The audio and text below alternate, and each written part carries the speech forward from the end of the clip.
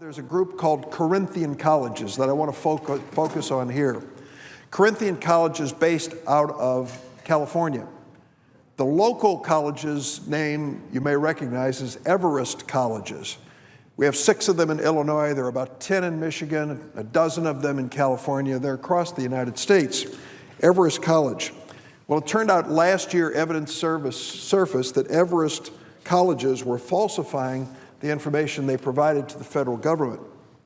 In some cases, it turns out they even paid employers to hire Everest graduates for a short period of time so they could report to the federal government that their graduates found jobs.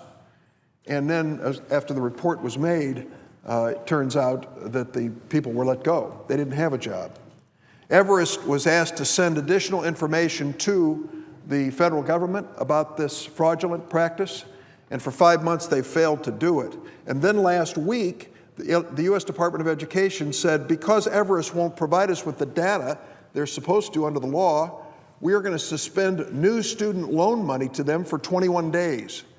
Everest Colleges, Corinthian, their parent corporation, announced that because of this, they were going to not have enough money and may not be able to continue their operations. The value of stock in this corporation, Corinthian Corporation, went down in the range of 28 cents last week. Nobody would loan them money. Well, right now, some 75,000 students across America are enrolled at Everest Colleges with student loans, and there's a very good chance that Everest Colleges, Corinthian as we know it, will not survive. My obvious question is, what's going to happen to these students? They've got the debt to go to this worthless school that appears to be going out of business. We're working with the U.S. Department of Education right now. I'm concerned about where these students are going to end up. I've contacted the community colleges in my state and said, reach out to the Everest College students, see if you can rescue these kids. But while we look at this, put it in perspective. This is only one of many for-profit colleges and universities.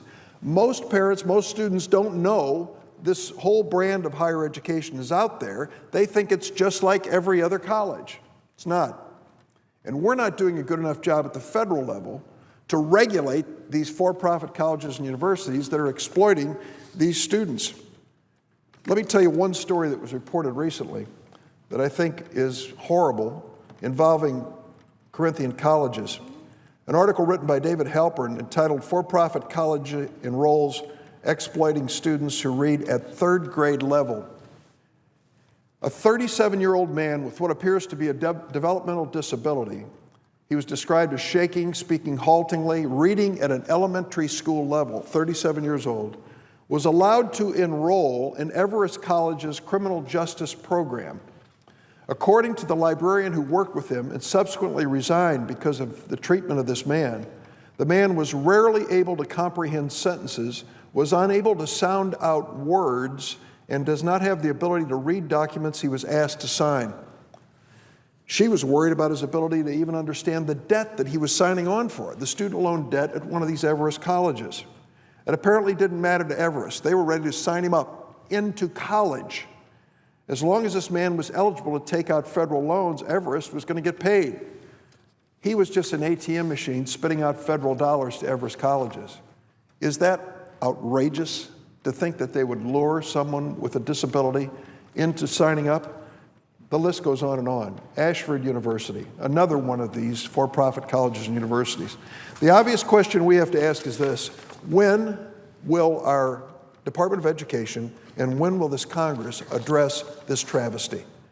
What is existing across the United States with these for-profit colleges and universities is an outrage, and it's exploiting students and families.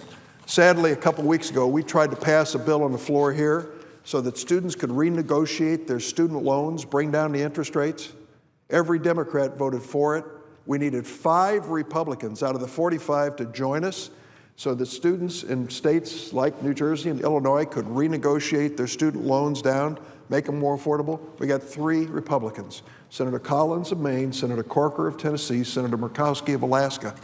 We needed 2 more to start the debate about renegotiating college loans. I think we've got to wake up here. This debt that the families across America are facing, 44 million individuals paying college loans, is an outrage. Part of it is started by these for-profit schools, but another part of it just reflects a debt that is out of control, and we ought to be more sensitive to it. We're going to call this again. Elizabeth Warren brought the bill to the floor. This time, we're going to hope that some of our Republican colleagues go home to their states and at town meetings actually speak with families who are paying college student loans. If they will, I think they'll understand they should join us in this effort. Give these college student loans and their families a fighting chance to pay off the loans, reform this higher education system to stop the outrageous conduct by these for-profit colleges and universities. Mr. President, I yield the floor.